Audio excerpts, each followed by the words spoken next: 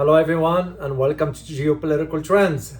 As an analyst, I ask, why is the Iraqi government ending all cash withdrawals in US dollar? In this video, I'm going to provide you my assessments about this major developments and answer this question for you. Let's dive in. In a sudden move, the Iraqi government decided to ban usage, cash withdrawals, and transactions in the US dollar. And this decision was confirmed by a senior official at the Central Bank of Iraq, who confirmed that indeed the ban will enter into effect starting January 1st, 2024. Very interesting developments. So the reason this official argued that at the Central Bank is that the Iraqi government wants to curb the misuse of the country's hard currency reserves in financial crimes, in addition to evading US sanctions on Iran. I found it very interesting, the timing of it. So, another official at the Central Bank of the Iraq, by the name of Mazin Ahmed, who happens to be the Director General of the Investments and Remittances Departments at the Central Bank, argues that the objective of this financial move is to stop the illegal use of about 50% of the $10 billion in cash imported annually by Iraq from the Federal Reserve in New York. Even the government, the Iraqi government that is saying that the move is part of a wider campaign to stop the economy's dependence on the dollar, as residents began now to prefer the US currency over the local currency, which is the dinar. The reality is much more complicated than that. What's at the heart of this matter? I believe it's the expansion of BRICS, which now includes three main countries from the Middle East: Iran, Saudi Arabia, and United Arab Emirates. Why is this important? Because all those three countries are energy producers and oil exporters.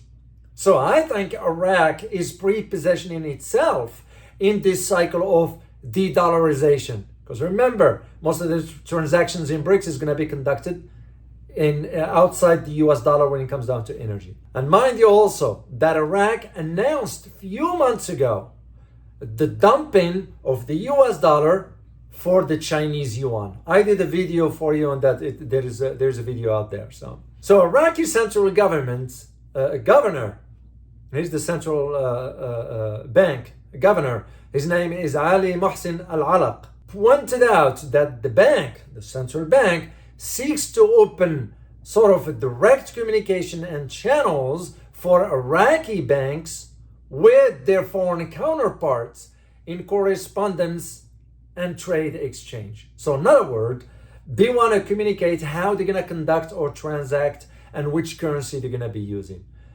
And he added that work is underway to convert, and this is exactly my point, to convert in different currencies, including the euro, United Arab Emirates dirham, the Turkish lira, and Indian rupees.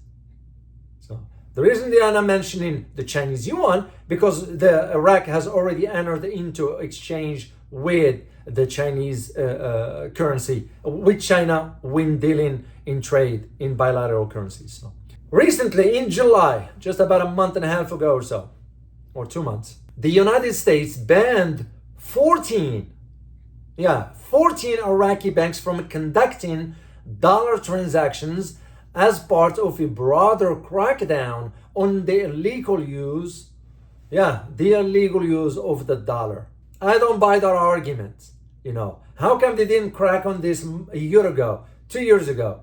The reason being because they are seeing more and more are de-dollarizing. That is what's at the heart of it. And Iraq started to think, because Iraq is an oil producer, it's a major oil producer, part of OPEC, is saying to itself, we don't want to miss the train here. So we better pre-position ourselves for what's coming. And what's coming is most countries going to move away from the US dollar.